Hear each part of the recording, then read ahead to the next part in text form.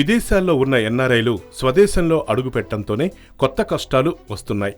నోట్ల మార్పిడి, కొత్త నోటు నిబంధనలతో విమానాశ్రయాల్లో నామమాత్రంగా నగదు మార్పిడి చేసి ఇస్తుండటంతో వారికి ఇబ్బందులు తప్పటం లేదు. వాస్తవానికి విదేశాల నుంచి వస్తున్న వారు విమానాశ్రయంలోని కరెన్సీ మార్పిడి కౌంటర్లో సుమారు 40,000 వరకు విదేశీ కరెన్సీని మార్పిడి చేసుకునేందుకు వీలుంటుంది. ఇప్పుడున్న ఆంక్షల నేపథ్యంలో 2,000 మాత్రమే జారీ చేస్తుండటంతో ఇబ్బందులు ఎదురవుతున్నాయి.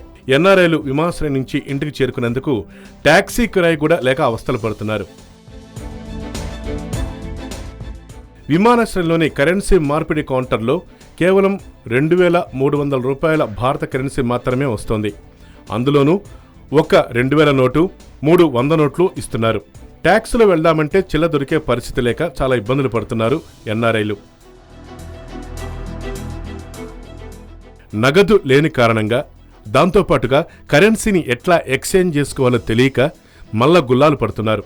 మొత్తం మీద విదేశీ కరెన్సీకి సంబంధించినటువంటి మార్పిడిలో ఎంత రాయితీ ఉంటుంది, ఎంత కమిషన్ పోతుంది, దీని గురించి బడాబాబులు కూడా బ్రోకర్ల రూపంలో వారి వెంటబడుతున్నారు. Yo-yo news, Hyderabad.